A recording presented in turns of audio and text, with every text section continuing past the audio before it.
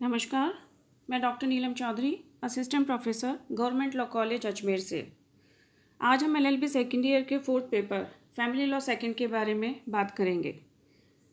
Family law second में आज का जो हमारा टॉपिक है वो है सोर्सेस ऑफ मुस्लिम लॉ, मुस्लिम विधि के स्रोत। ये मुस्लिम विधि के सोर्स का ये है सेकेंड लेक्चर है। सोर्सेस के बारे में हमने पिछले लेक्चर में बात करी थी, जिसमें बताया गया था कि जो मुस्लिम विधि के स्रोत हैं उनको मूल रूप से दो भागों में विभाजित किया गया है। पहला है प्राइमरी सोर्सेस, जिसको कि प्राथमिक स्रोत या प्रधान स्रोत के नाम से भी जाना जाता है, और दूसरा है सेकेंडरी सोर्स, जिसको द्वितीयक स्रोत या गौण स्रोत के नाम से भी जाना जाता है। प्राइमरी सोर्सेज में हमने 4 प्रकार के स्रोत देखे थे। First one is the Quran, second one is the सुन्नत एंड अहदीस, थर्ड वन इज़ द इजमा and fourth one is the कयास। कुरान के बारे में हम लोगों ने पिछले लेक्चर में बात करी, और आज के जो लेक्चर में हम बात करेंगे वो है मुस्लिम विधि के जो प्राइमरी सोर्स है उसमें जो सेकंड नंबर पे आता है द सुन्नत और अहदीस।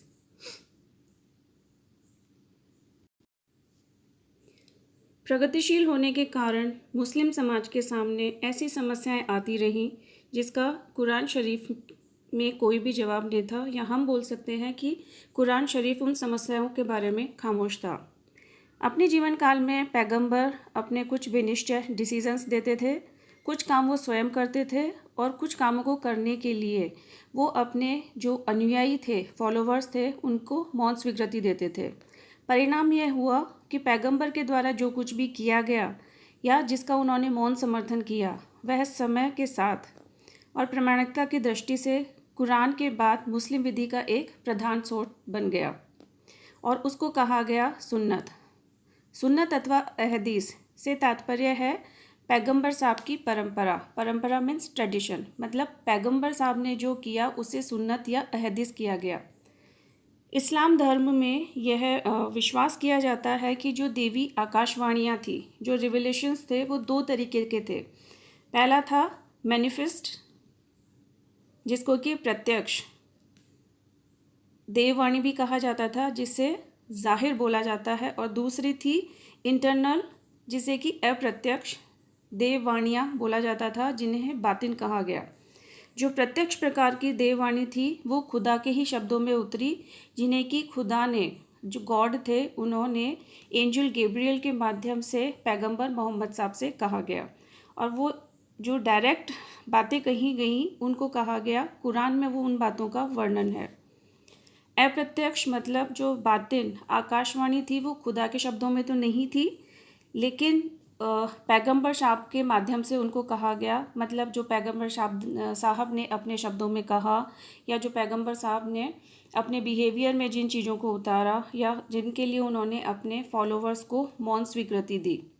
इन आकाशवाणियों को डायरेक्ट खुदा ने तो नहीं कहा, लेकिन वो उन्हीं की प्रेरणा से प्राप्त हुई थी। इन्हीं आकाशवाणियों को सुन्नत या परंपरा कहा जाता है। इस प्रकार जो कुरान है वे खुदा के ही शब्दों में है, जबकि परंपरा मोहम्मद साहब के शब्दों में या उनके जो बिहेवियर था उसमें, या फिर उनकी जो मौन स्वीकृति थी उसमें उनको कहा गया था। जो ट्रेडिशंस थे, जो परंपराएं थी, वो मोहम्मद साहब के जीवन काल में तो लेखबद्ध नहीं की गई। वो बाद में जो उनके फॉलोवर्स थे, जो ऑथेंटिक थे, उन लोगों ने क्या किया, अपनी मेमोरी में, अपनी स्मृति में उन चीज़ों को संयोजा, और एक के बाद एक जनरेशन्स के बाद वो चलती गई। इसीलिए बोला जाता है कि जो भी आपकी सुन्नत या हदीस होती है, उनकी लागू करने से पहले सूक्ष्म जांच जरूरी हो जाती है। इस प्रकार हम बोल सकते हैं कि जो ट्रेडिशंस हैं वो 2 तरीके के होता है। एक को सुन्नत कहा गया और दूसरे को अहदीस। सुन्नत means the model behaviour of the prophet Muhammad साहब। The narrations of what the prophet said, did or tacitly allowed is called it हदीस और ट्रेडिशंस। जो शियाज हैं वो हदीस को नहीं मानते हैं, क्योंकि उनका मानना है कि जो कुछ भी खुदा ने स्वयं बोला है, या जिसे स्वयं उन्होंने कुरान शरीफ में कहा गया है, वो सिर्फ उसी को मानते हैं। अब हम बात करते हैं काइंड्स ऑफ सुन्नत की, कि जो सुन्नत है वो कितने प्रकार की होती है। इसे हम 3 प्रकार में विभाजित कर सकते हैं, सुन्नतुल फ़ेल, सुन्नतुल कौल और सुन्नतुल तकरीर। सबसे पहले बात करते हैं सुन्नतुल फ़ेल की। ऐसी परंपराओं में मोहम्मद साहब के जो आचरण था वो सन्निहित है। पैगंबर साहब के द्वारा किए गए ऐसे कृत्य इस परंपराओं की श्रेणी में आते हैं। मीन्स जो मोहम्मद साहब ने जो स्वयं ने वो जो काम किए हैं, जो उन्होंने खुद ने जो काम किए हैं, उन्हें सुन्नतुल फ़ेल कहा जाता है। दूसरा आता है सुन्नतुल कौल।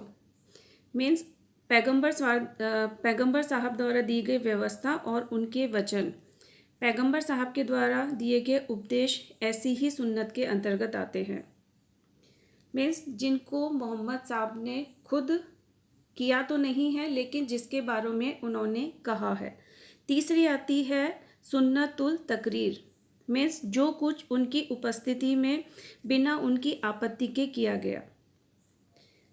कभी कभी पैगंबर साहब तत्कालीन समस्याओं के निदान के लिए अपनी समकालीन व्यक्तियों द्वारा किए गए प्रश्नों का उत्तर न देकर खामोश रह जाते थे, तो उनकी जो खामोशी थी उनको उनकी मौन स्वीकृति मान लिया जाता था। तो हम कह सकते हैं कि सुन्नतुल फ़ेल वो चीज़ है जो मोहम्मद साहब ने स्वयं की। सुन्नतुल कौल वो सुन्नत है जो मोहम्मद साहब ने खुद किया नहीं, लेकिन जिसको मोहम्मद साहब ने बोला।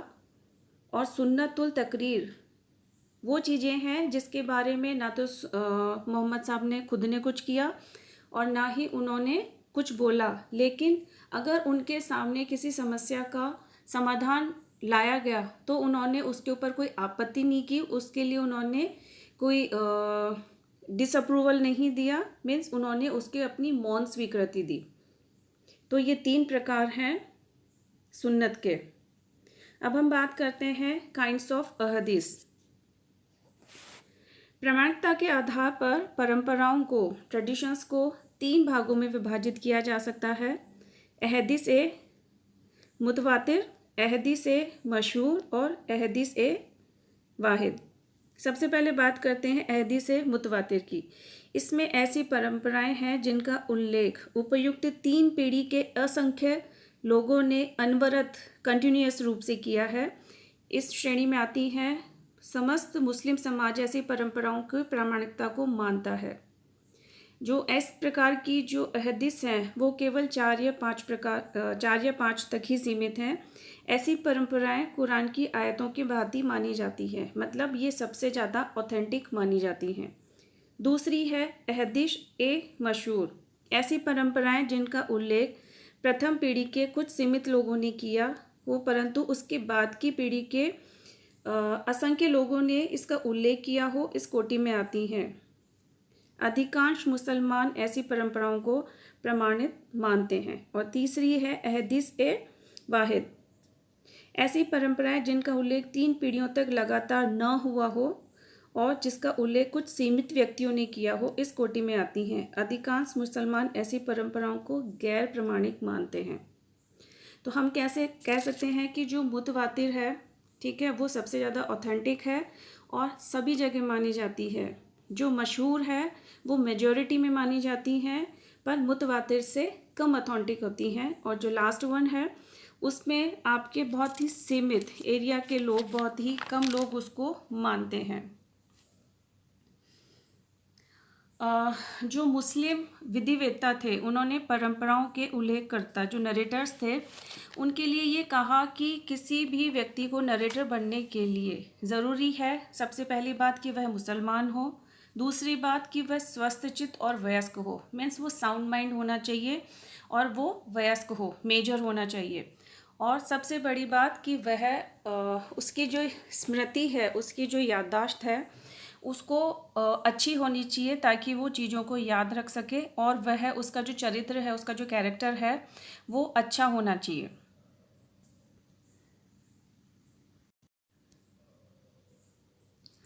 हदीसों के कलेक्शन संकलन के संबंध के रूप में मुख्य रूप से 2 भ्रांतियां फैलाई गई हैं। पहली है कि जो हदीस थी वो मौखिक रूप से एक दूसरे से कही गई थी। मोहम्मद साहब के समय इसे नहीं लिखा गया। दूसरे यह है कि मोहम्मद साहब द्वारा कही गई बातों को मौखिक बताने से इनका अर्थ या सार बदल सकता है। हजरत मोहम्मद साहब के सहाबी उनकी सुन्नत की बहुत कद्र करते थे और उनका अनुपालन करना अपना कर्तव्य समझते थे, इसलिए वह इन्हें दिल में याद रखते ताकि वह दूसरों तक भी इसको पहुंचा सके।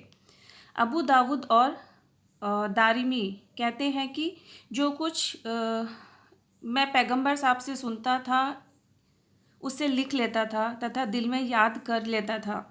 कुरैश के कुछ लोगों ने इस पर आपत्ति की और कहा कि पैगंबर भी हम जैसे इंसान थे, कभी वह गुस्से में बोलते हैं, कभी खुश होकर।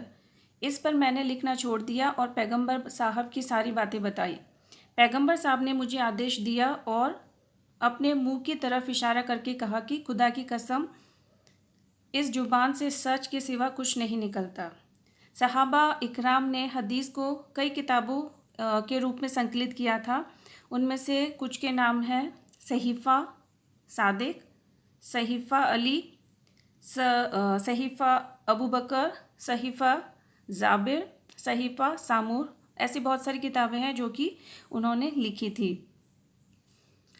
अबू हरेरा जो कि हदीसों के एक बहुत बड़े ज्ञानी माने जाते थे, उन्होंने कहा कि केवल शब्द अल्लाह बिन अब्र को छोड़कर जो कोई भी मुझसे अच्छा हदीसों को कहने वाला व साबित करने वाला नहीं है, क्योंकि वह अल्लाह जो भी पैगंबर से सुनते थे उसे लिख लेते थे। तो इस प्रकार हम कह सकते हैं कि हदीस के बारे में अलग अलग लोगों के अलग अलग विचार थे। तो उन्होंने कहा कि जो भी हदीस को बोल रहा है, हदीस मतलब जो भी ट्रेडिशंस है उसको आगे एक जनरेशन से दूसरी, दूसरी से तीसरी जनरेशन को बता रहा है, तो उसके लिए ज़रूरी था कि वह व्यक्ति स्वस्थ चित्त हो और वयस्क हो और उसकी जो स्मरण करने की शक्ति हो वो बहुत ही अच्छी हो और वो एक अच्छे कैरेक्टर का इंसान होना चाहिए। ठीक, इसी के साथ हमारा जो सेकंड सुन्नत और अहदीस वाला जो सोर्स है वो यहाँ पे ख़त्म होता है।